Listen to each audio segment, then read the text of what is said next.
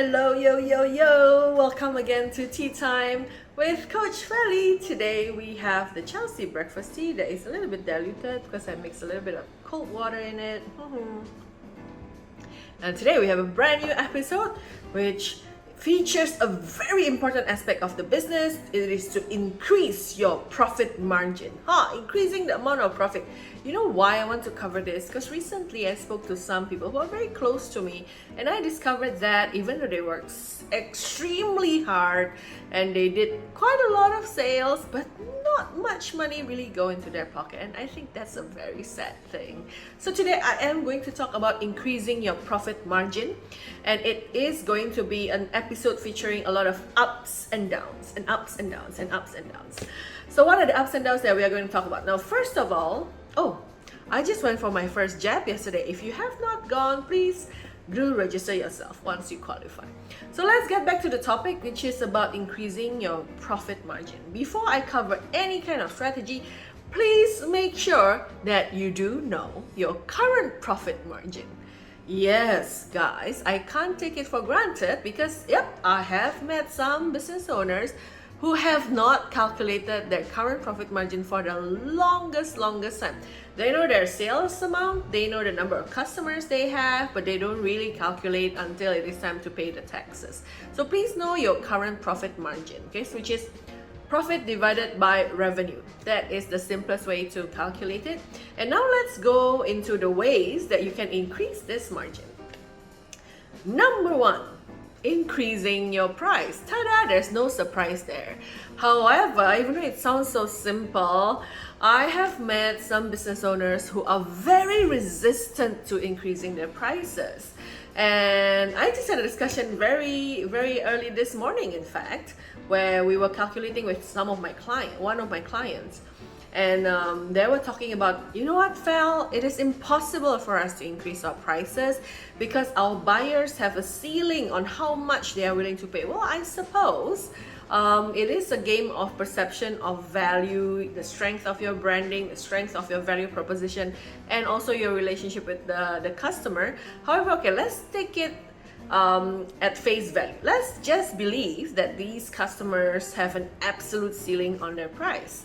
So then I asked my client, have you hit the ceiling yet? No, but it's only very little difference, like maybe per dozen of stuff. Now they are in the wholesale business, per dozen pack of something is only going to be 40-50 cents. Guess what? After we did the math, just by increasing the price by a very tiny fraction, and I'm talking about 1%, it impacts their profit margin by 10%. Now I will repeat that. Just by increasing their price by 1%, it increases their profit margin by 10%. That is because, to begin with, they don't have a very big margin. So guys, even though it seems like a small negligible price increase, if your margin is already thin to begin with, it can make a lot of difference. So the first thing, check which items do you have that you can afford to increase the price. And I'm not saying dramatically increase your price until you lose all your customers. No, just a little bit, where maybe you peg it to inflation, you peg it to the rising cost of your raw materials or your original goods if you are a reseller. But check where are the rooms for you to increase your prices. So the price should go up, so what should go down? The amount of discounts. Now I know that for a lot of businesses it seems that discounting is the only way to go.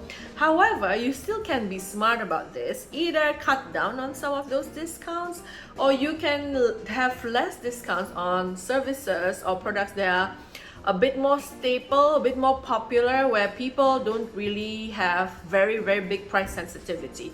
That when you stop discounting, they will stop buying because they already like this so much. They are regular buyers, they need it, they need your service, they need your products.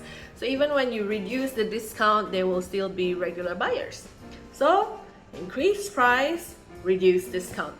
The second thing is to increase your good spending and reduce your bad spending. What do I mean by that? Now, if you look at the list of your expenses, there are in fact quite a lot of expenses items that we can qualify as bad spending. What are bad spending? I will give an example of a client or someone I used to work with, where they have a sales team being paid high fixed salaries who brought in very little to no sales.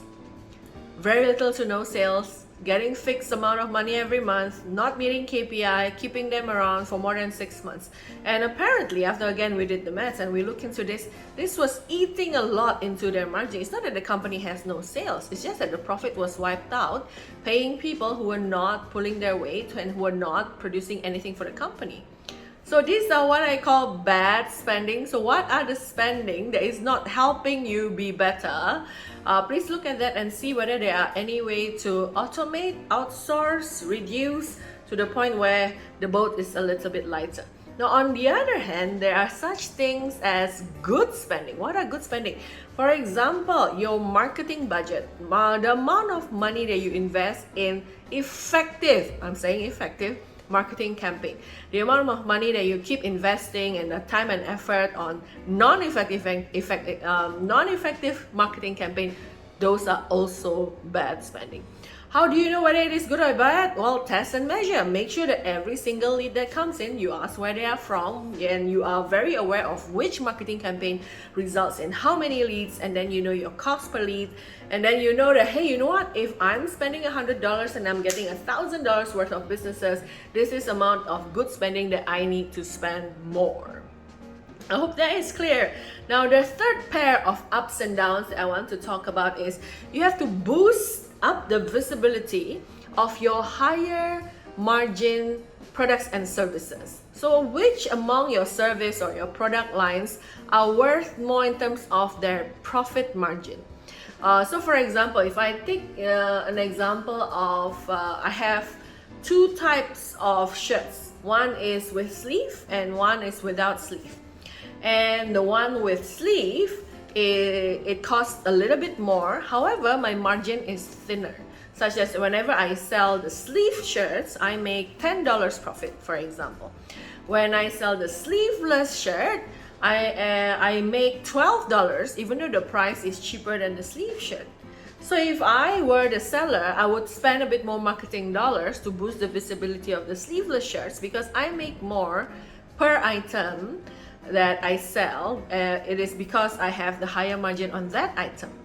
A lot of the time people are just, okay, I'm doing it as a whole, I don't really care. Or even if, let's say I talk about services, I'm pretty sure that in the array of services that you have, if you're a service-based company, there will be certain services that are very easy to deliver and you make pretty good money. But there will also be some where it takes you a lot of effort to do this, and yet you don't really make that much money from this service. So again, look at which one, and then you may want to focus your marketing effort on those ones. So what are the things that you need less of? What you need less of in this case, I usually always recommend look at your inventory list if you are a company selling products, and make sure that you have less dead inventory. Inventory that is stuck forever and ever. I have seen some businesses based in Singapore who are selling things that they have bought since 3 years ago, just because they can never finish selling these items from 3 years ago. Now, obviously, if it's a trend-based thing, it might have been out of date and people may stop being interested, and after a while you have to slash prices just to get rid of the old stock, and that would mean again less profit margin. So you don't want to do that. So these are my tips. Those are the ups and downs. You start with number one, knowing your profit margin, and after that you want to look at increasing your prices, maybe not for all items but for some items, and reducing your discount strategically. And the number two thing is you want to make sure that you up your good spending and you lower your bad spending. Last but not least, remember to look at what are your higher margin items and services, and you want to boost the visibility on those ones, and you want to lower the amount of dead inventory that you are still keeping after so many years. So that is it, guys. Let's try applying these tips, and if you start getting results, please share in the comment. Don't forget to follow, like, and share. Oh, and I'm trying a new layout today. Please let me know what you think. Do you prefer this or do you prefer the horizontal one? I'm looking forward to see your comments and see you again next week.